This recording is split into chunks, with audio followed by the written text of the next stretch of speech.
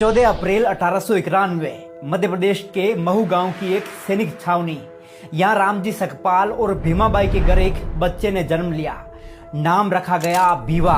लेकिन भीवा का बचपन संघर्षों से भरा रहा। सिर्फ 5 साल की उम्र में उनकी मां का साया उनके सर से उठ गया। इसके बाद उनकी बुआ ने उनकी परवरिश की जिम्मेदारी संभाली। 1894 में पिता रामजी सकपाल आर्मी से रिटायर्ड होकर सतारा आ गए। यहाँ भीवा को प्रताप सिंह हाई स्कूल में दाखिला दिला दिया गया।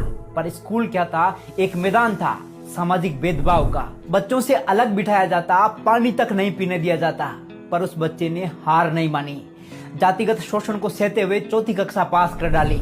1897 में पिता बॉम्बे चले गए और कुछ साल बाद भीवा को भी बुला लिया गया। अब दाखिला हुआ एल्फिंस्टीन हाई स्कूल में, एक ऐसा स्कूल जहां दाखिला लेने वाले वो पहले अछूत थे। शिक्षकों की उपेक्षा, सामाजिक तिरस्कार, फिर भी 1907 में भीवा ने मैट्रिक्स पास कर डाली। इसी दौरान 1906 में विवाह हुआ रमाबाई से और फिर 1912 में बॉम्बे यूनिवर्सिटी से इकोनॉमिक्स और पॉलिटिकल साइंस में बीए किया, वो भी टॉप रैंक से। ये उपलब्धि देखकर बड़ौदा के महाराजा सयाजीराव गायकवाड़ स्तब्ध रह गए। वो इतने प्रभावित हुए कि 1913 में बाबा साहिब को एक शर्त पर न्यूयॉर्क के कोलंबिया यूनिवर्सिटी में एमए और पीएचडी करने भेज दिया गया।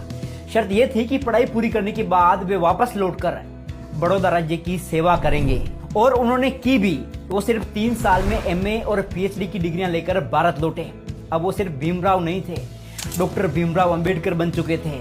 महाराजा से किए वादे के अनुसार नौकरी की, पर भेदभाव पीछा नहीं छोड़ रहा था। किराए का घर छोड़ने को मजबूर किया गया, ऑफिस में जाति अपमान सहना पड़ा और अंततः उन्होंने नौकरी छोड़ दी। लेकिन अब उनकी नजर शिक्षा और न्याय की क्रांति पर थी।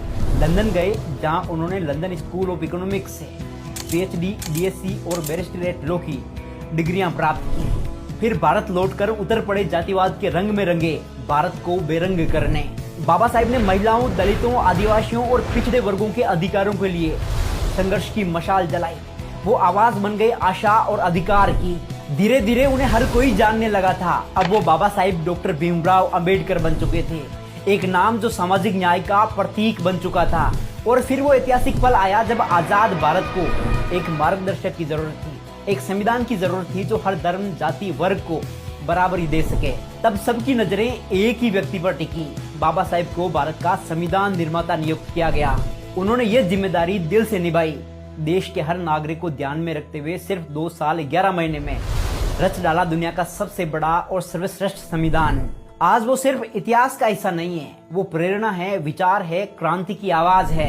ऐसी महान शख्सियत, champion of social justice, Bharat Ratna Baba Sahib doctor Ambedkar को शत शत नमन। जय भीम।